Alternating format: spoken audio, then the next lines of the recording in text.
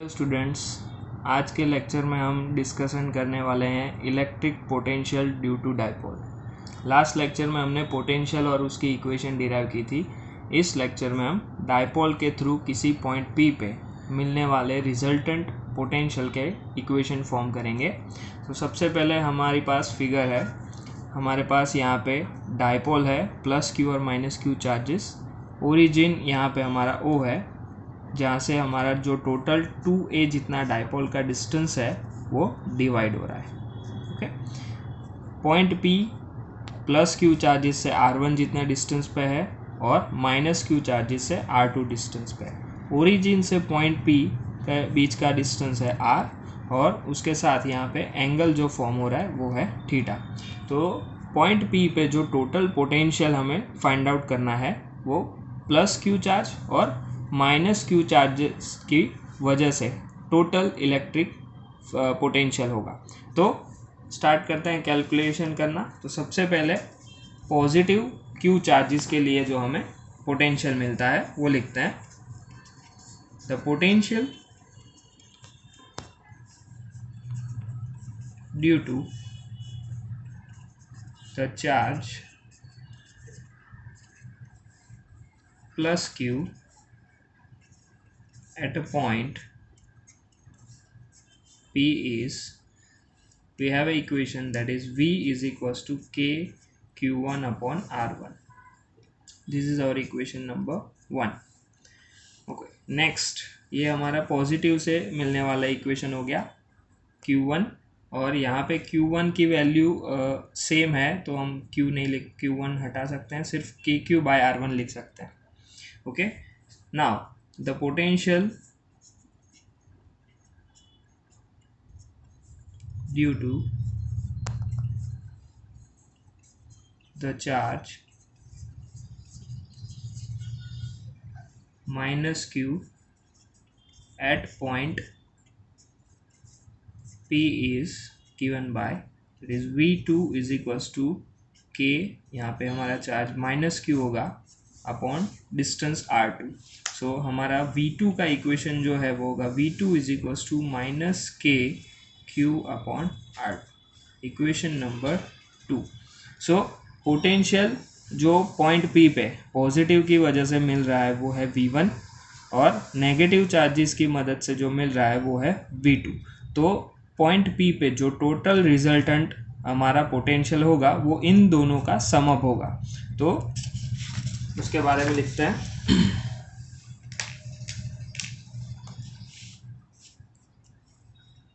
So according to superposition principle, total potential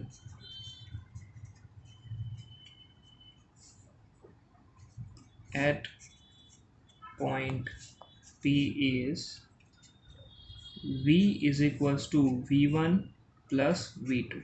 so V1 की value है हमारे पास that is K Q upon R1 और यहाँ पे minus K Q upon R2।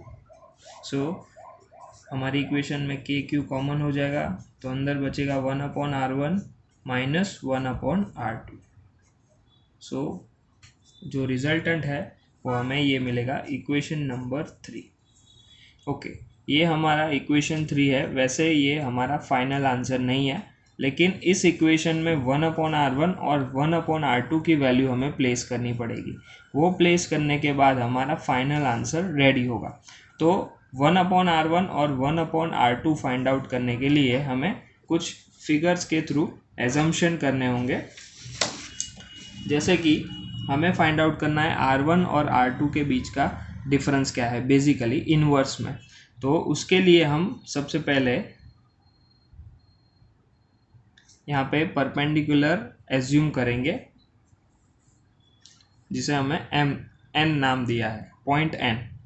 तो सबसे पहले R और R1 के बीच का जो डिस्टेंस है, डिफरेंस है, वो ON के थ्रू जितना होगा। मतलब अगर हम यहाँ से इसको कवर करते हैं लाइक दिस, ओके, तो इस पॉइंट पे r और r1 दोनों इक्वल हो जाते हैं। ओके, तो हमें सबसे पहले इन दोनों पॉइंट के बीच का डिफरेंस पता करना है और फिर सिमिलरली r2 और r के बीच का डिफरेंस फाइंड आउट करके इक्वेशन 3 में उसकी वैल्यू प्लेस करनी है।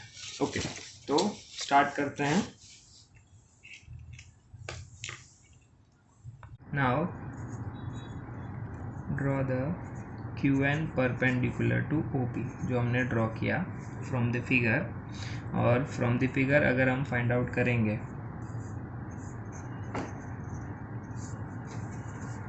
तो हमें मिलेगा that is ON is basically difference between R minus R1। Okay, वापस मैं आपको दिखा देता हूँ कि अगर R में से ON को सब्ट्रैक्ट कर देंगे तो हमें R1 जितना डिस्टेंस मिलेगा, तो वो हमने फिगर पे शो किया है। ओके, अभी R और R1 के बीच का डिफरेंस ढूंढने के लिए हम वो ट्राइंगल का यूज़ करेंगे जो हमने फिगर में आगे बताया है। तो in triangle QON we can apply cos theta. So cos theta is equals to adjacent upon hypotenuse. तो adjacent is ON and hypotenuse is OQ. So ON की वैल्यू हमें चाहिए, तो ON को सब्जेक्ट बनाएंगे। So ON is equals to OQ cos theta, और OQ की value जो है वो है A. So A cos theta we can write that is OQ is equals to small है। फिगर से आपको पूरा एक्सप्लेन करते हैं। सो हमारे पास ये है ट्राइंगल QOQN, ये हमारा थीटा है, तो ये हो गई हमारी एडजेसेंट साइड और ये है हमारा हाइपोटेनियस। सो इक्वेशन होगा ON अपॉन OQ, और OQ की जो वैल्यू है वो है स्मॉल a, तो हमें इसकी वैल्यू मिल जाएगी A cos थीटा। तो ये ON की वैल्यू अगर हम यहाँ पे रख के R1 को सब्जेक्ट बनाते हैं तो हमें क्या मिलेगा।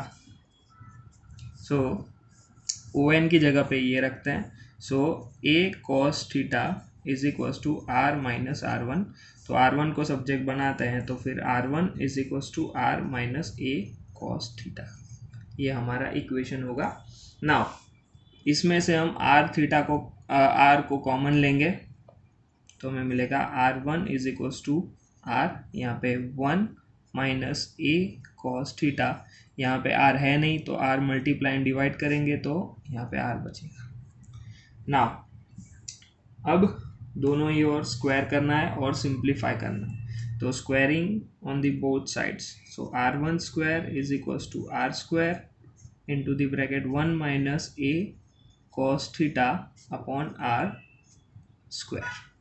Okay, A plus B whole square के जैसे इसका हम सिंप्लीफिकेशन करेंगे तो हमें मिलेगा R1 square is equals to R square 1 minus 2A cos theta upon R and plus A square cos square theta upon R square. Now ये जो हमारा टर्म है लास्ट वन, ये वाला, ये टर्म को हम निगलेक्ट कर सकते हैं क्योंकि A square upon R square का जो रेशियो है वो काफ़ी कम हो जाएगा, क्योंकि A की वैल्यू और R की वैल्यू R से A बहुत कम है, इसके वजह से आप इस रेशियो को निगलेक्ट कर सकते हो। तो हमें नेक्स्ट पॉइंट में क्या मिलेगा, तो अगर हम इस पॉइंट को निगलेक्ट करते हैं तो हमें इक्वेशन मिलेगी that is R1 square is equals to R square 1 minus 2A cos theta upon R। Okay, now हमें चाहिए 1 अपॉन R स्क्वायर, इन्वर्स चाहिए, तो इसको इन्वर्स कर देंगे तो 1 upon R1 square is equals to 1 upon R square, और ये ऑपोजिट हो जाएगा तो हम उसको 1 minus 2A cos theta upon R raise to minus 1 लिखेंगे। नाउ रूट रिमूव करो, यहाँ से स्क्वायर जाएगा तो यहाँ पे रूट आ जाएगा, तो हमें मिलेगा 1 upon R1 is equals to 1 upon R into the bracket 1 minus 2A cos theta upon R, और यहाँ पे हो जाएगा minus root. Okay, now binomial theorem का यूज़ करेंगे and higher order terms neglect करेंगे।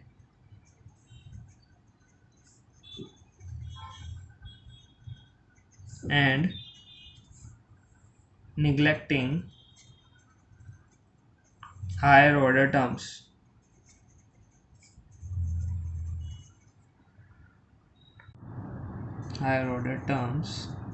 so we have 1 upon r1 is equals to 1 upon r, ये आगे मल्टीप्लाई होगा तो 1 माइनस 1/2 आगे आ जाएगा तो minus minus become plus half into 2a cos theta upon r। So plus 2 and 2 get cancel, तो हमें मिलेगा 1 upon r1 is equals to 1 upon r into the bracket 1 plus a cos theta upon r। So this is our equation number 4, and similarly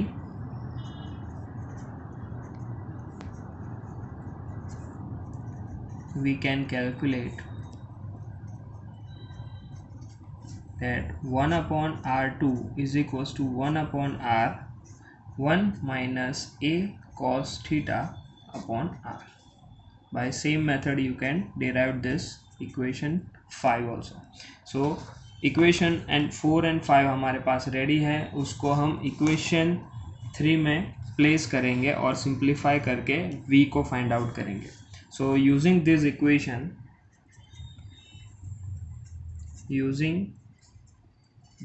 equation 4 and equation 5 in equation 3 we get, तो हमें मिलेगी equation that is v is equals to K Q, दोनों में r common है तो r common ले लेंगे, तो यहाँ पे हमें मिलेगा 1 plus a cos theta upon r minus 1 minus a cos theta upon r। तो ब्रैकेट ओपन करते हैं, सिंप्लीफाई करते हैं, तो के Q upon r 1 plus a cos theta upon r minus 1 minus minus plus a cos theta upon r।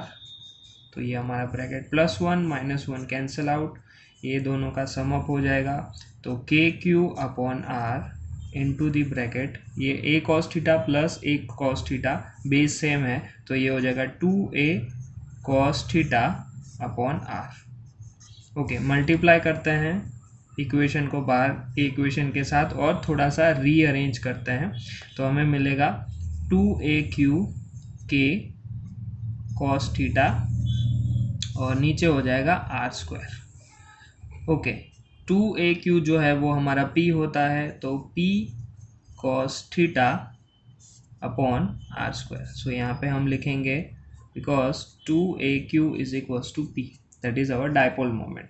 सो हमारा potential का जो इक्वेशन है वो है ये हो जाएगा v is equals to K P cos theta upon r square. ये सिंपल फॉर्मूला हमारा डायपोल का पोटेंशियल का इक्वेशन डिनोट करता है। उसके दूसरे फॉर्म्स भी हैं, वो हम डिस्कस करेंगे नीचे।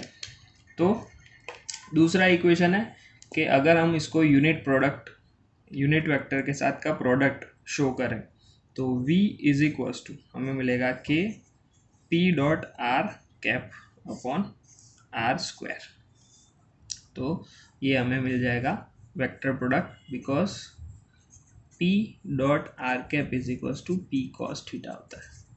तो ये हमें इक्वेशन मिल जाएगी जिसे हम पोटेंशियल की इक्वेशन कह सकते हैं। और अगर हम r वेक्टर की जगह पे वेक्टर r अपॉन r रखते हैं, as we know r is equals to vector r upon magnitude of r। Okay, तो ये वैल्यू अगर हम यहाँ पे यूज करते हैं तो we get v is equals to k p vector dot r vector upon यहाँ पे r और ये तो r क्यूब हो जाएगा। So this is another equation that we can use potential of electric dipole. You can use K की value अगर हम रख देंगे तो v is equals to we can write p dot r vector upon 4 pi epsilon 0 r cube. potential energy of dipole at different angle.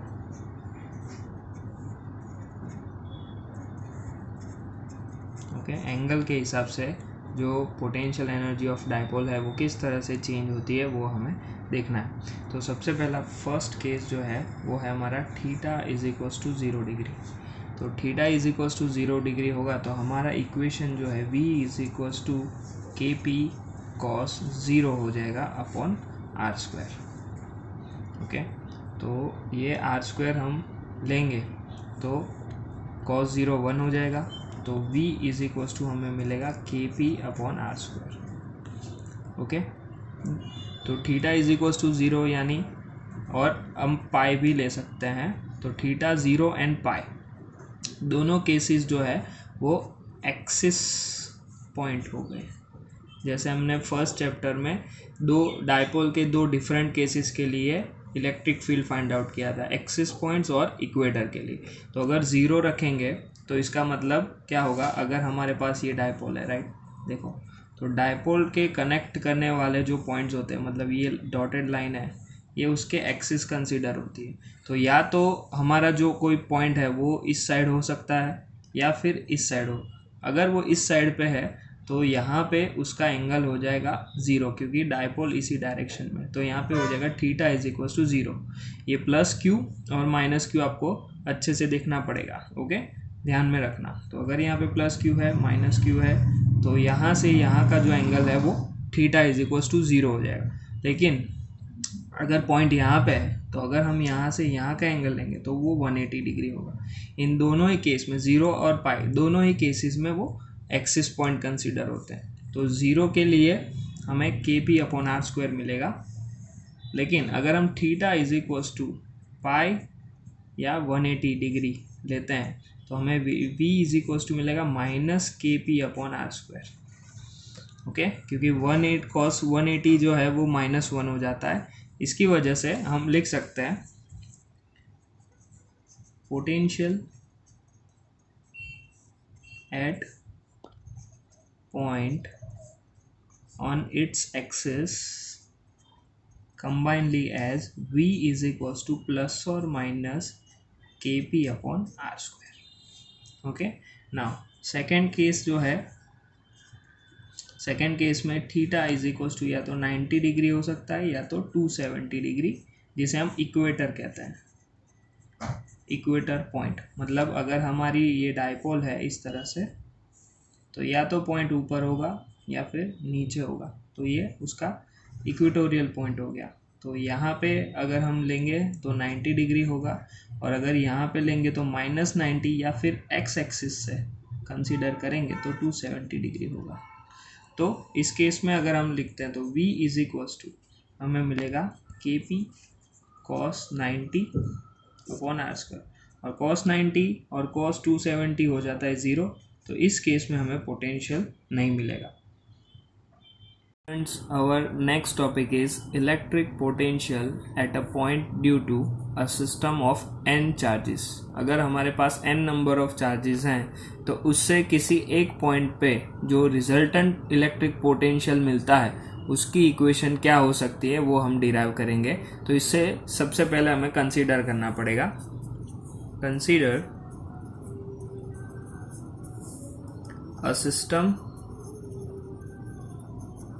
of charges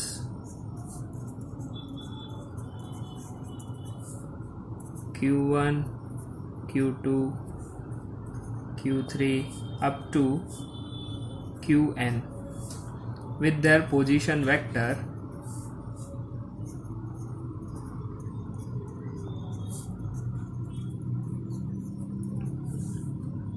r1 r2 r3 up to Rn.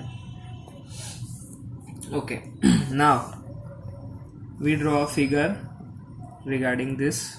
So just we have charge q1, this is q2, this is q3, this is q4, okay, and this is our point point P, जिस point पे हमें potential find out करना है। तो potential find out करने के लिए हमारी सिंपल इक्वेशन है KQ/R। KQ/R में हमारे पास चार्जेस हैं, लेकिन पॉइंट P हर एक चार्जेस से कितना डिस्टेंस पे है वो हमारे पास इंफॉर्मेशन नहीं है। तो सबसे पहले हमें पॉइंट P से हर एक चार्जेस का डिस्टेंस कितना होता है वो कैलकुलेट करना पड़ेगा। तो सपोज फर्स्ट चार्ज से जो पॉइंट P का जो डिस्टेंस है उसे हम कहेंगे R1P। ओके, जो 2 है उसके साथ जो डिस्टेंस हमें मिल रहा है, लेट जस्ट से R2P। Similarly we can consider all other, that is R3P and R4P। So हमारे पास हर एक चार्जेस के रिगार्डिंग पॉइंट P से जो डिस्टेंस है वो मिल जाएगा, ताकि हम इजीली कैलकुलेट कर सकते हैं। तो सबसे पहले अगर Q1 चार्ज पॉइंट P पे पोटेंशियल जनरेट कर रहा है तो उसकी इक्वेशन हमें क्या मिलेगी, electric potential at point P due to charge Q1. So equation will be V1 is equals to K Q1 upon distance, that is P और Q1 के बीच का distance, that is R1P. Equation number 1. Now यहाँ पे हम K की value लिख सकते हैं as we know, that is K is equals to 1 upon 4 pi epsilon 0, और R1P जो है R1P, it is the distance between point P and charge Q1. Okay, so similarly we can write for V2 and up to Qn. So we can write directly. Similarly, electric potential due to other charges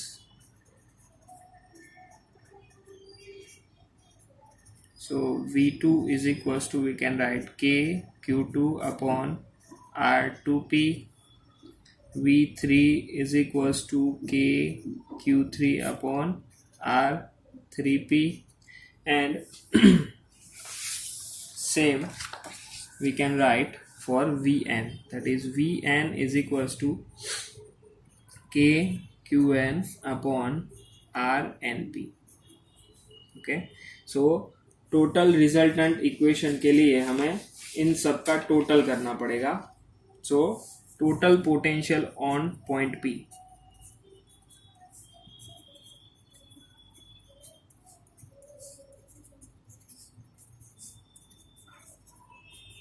system of charges at point P. So according to superposition principle we can write V is equals to V1 plus V2 plus V3 up to Vn. So सारी values रखेंगे तो हमें मिलेगा K Q1 upon R1P plus K Q2 upon R2P plus K Q3 upon R3P and K Qn upon Rnp. Okay, इसमें K common है, बाकी की सारी चीज़ें एज इट इज़ लिख सकते हैं। तो हमें मिलेगा K कॉमन, ब्रैकेट में बचेगा Q1 upon R1P plus Q2 upon R2P plus Q3 upon R3P up to Qn upon Rnp। Okay, जो ये एडिशन है, समेशन है, उसको हम सिग्मा के फॉर्म में लिख सकते हैं, दैट वी नो। तो हम सिंप्लीफाई करेंगे इक्वेशन को बाय कंसिडरिंग सिग्मा, तो सिग्मा इज इक्वल्स टू हमें मिलेगा i is equals to 1 to n, यहाँ पे हमें मिलेगा q i upon r i p. I की वैल्यू जैसे जैसे 1 2 3 प्लेस करते जाएंगे हमें टोटल ऊपर वाला जो इक्वेशन है वो मिलता जाएगा। We can write where I is equals to 1 2 3 up to n। So इस तरह से हमें ये इक्वेशन मिल सकती है। ये इक्वेशन जो है इसमें हमने जो डिस्टेंस है ओके आर आई पी वो मैग्नीट्यूड के फॉर्म में लिया है। अगर हमें मैग्नीट्यूड का फॉर्म नहीं दिया है, फॉर एग्जांपल इस केस के अंदर एक सिस्टम है एक्स वाई कोऑर्डिनेट सिस्टम, उसमें पॉइंट पी और इन सब Q1 Q2 Q3 का जैसे हमने यहाँ पे ड्रॉ किया वैसे अलग से पोजीशन वेक्टर दिया है। मतलब दोनों के बीच का डिस्टेंस अगर R1P नहीं है ओके तो हमें ये R1P बेसिकली पॉइंट P का और चार्ज Q1 का पोजीशन वेक्टर का सब्ट्रैक्शन होता है राइट। तो हमें ये करना पड़ेगा कि इस पॉइंट और इस पॉइंट इन दोनों पॉइंट के पोजीशन वेक्टर के सब्ट्रैक्शन के फॉर्म में लिखना पड़ेगा। वी नो कि RIP जो है यहाँ पे मेंशन करता हूँ जिसे हम R1P कहते हैं, it is nothing but the basically RP minus R1। तो पॉइंट P जहाँ पे है और इन दोनों वेक्टर्स का अगर हम सब्ट्रैक्ट करेंगे तो ये हमें चीज़ें मिलती है। तो इस तरह से अगर हमें वेक्टर नोटेशन में अगर हमें ये फाइनल जो इक्वेशन हमने बनाई है वो रिप्रेजेंट करनी हो तो कैसे करेंगे, वो लिखते हैं if R vector is the position vector of point P related to the origin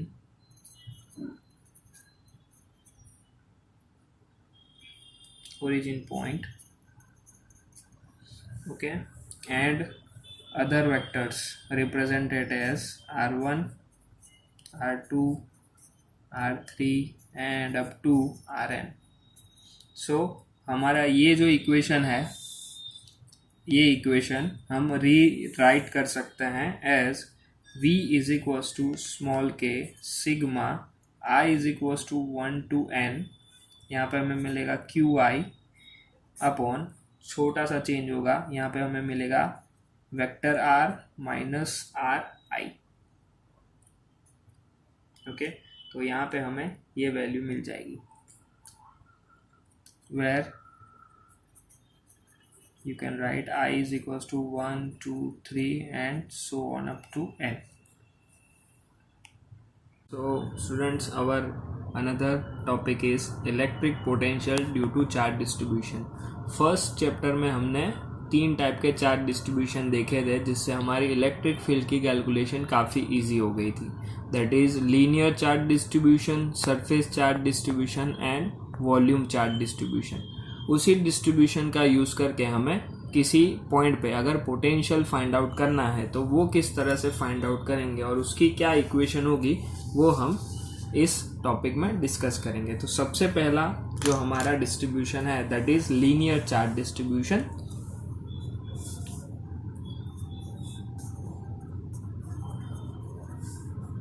linear charge distribution okay हम यहाँ पे कॉमनली पॉइंट P की बात करेंगे। अगर किसी पॉइंट P पे लीनियर चार्ज डिस्ट्रीब्यूशन के थ्रू अगर पोटेंशियल जनरेट हो रहा है तो उस पोटेंशियल को ढूंढने की हमारी इक्वेशन क्या होगी। तो ये इक्वेशन के लिए हमें कोई डेरिवेशन नहीं लेना है, हमारे पास ऑलरेडी इसकी कैलकुलेशन है तो हम उसको यूज़ करेंगे। That is VL potential is equals to हमारी इक्वेशन है KQ/R। That is we know KQ/R। इसमें जो चार्ज डिस्ट्रीब्यूशन होता है ओके तो चार्ज डिस्ट्रीब्यूशन में हमारी इक्वेशन होती है lambda is equal to Q by L. तो यहाँ पे हम लैम्बडा की इक्वेशन यूज़ करेंगे, सॉरी क्यू की इक्वेशन यूज़ करेंगे, Q is equal to lambda into L. तो इस तरह से अगर हम इसकी कैलकुलेटेड वैल्यू, ये सारी चीज़ सिर्फ आपको रिमेंबर कराने के लिए कि हम किस चीज़ की बात कर रहे हैं। इक्वेशन जो है हमारी वो मैं डायरेक्टली यहाँ पे एक्सप्लेन कर रहा हूँ। तो वो इक्वेशन है हमारे पास V L, that is V linear potential due to linear charge distribution is K constant है, common integration lambda into D L, क्योंकि स्मॉल एलिमेंट हमें कंसिडर करना होता है चार्ज का, और यहाँ पे हमें मिलेगा r माइनस आर आई। तो यहाँ पे आर आई और यहाँ पे ऑल ओवर दी लेंथ हमें इंटीग्रेशन करना है।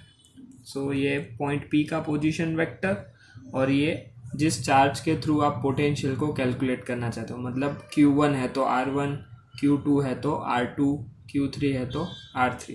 सिमिलरली इसी तरह से सेकेंड पॉइंट की बात करेंगे।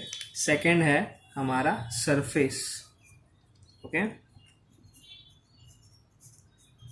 Surface charge distribution. Okay, surface charge distribution की हमारी इक्वेशन होगी, हम उससे पहले सिग्मा की बात करते हैं। सरफेस चार्ज डिस्ट्रीब्यूशन होता है sigma is equals to Q by A. So इसके ऊपर से अगर हम क्यू ढूंढेंगे तो हमें मिलेगा सिग्मा इंटू एरिया। तो ये एरिया भी होता है, कहीं कहीं पे हमने फर्स्ट चैप्टर में सिग्मा इंटू एस भी लिया था। तो उसके थ्रू अगर हम इक्वेशन लिखेंगे तो होगी V L is equals to K integration all over the surface sigma into D S upon R minus R I. So हमारी ये एक और इक्वेशन हो गई। और थर्ड है वॉल्यूम चार्ज डिस्ट्रीब्यूशन।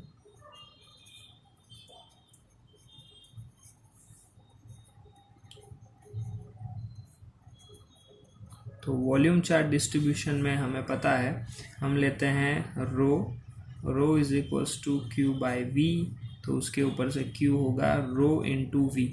यहाँ पे ये वी वॉल्यूम है, प्लीज़ नोट दैट। हमें यहाँ पे पोटेंशियल का भी वी लेना है और वॉल्यूम का भी वी लेना है, तो कंफ्यूज मत होना। यहाँ पे ये वी वॉल्यूम का है। ओके, सो हमें यहाँ पे इक्वेशन मिलेगा, सॉरी यहाँ पे एस होगा सरफेस। ओके, तो हमारी ये इक्वेशन होगी V volume is equals to K integration all over the volume, हमें मिलेगा rho into D V upon R minus R आई।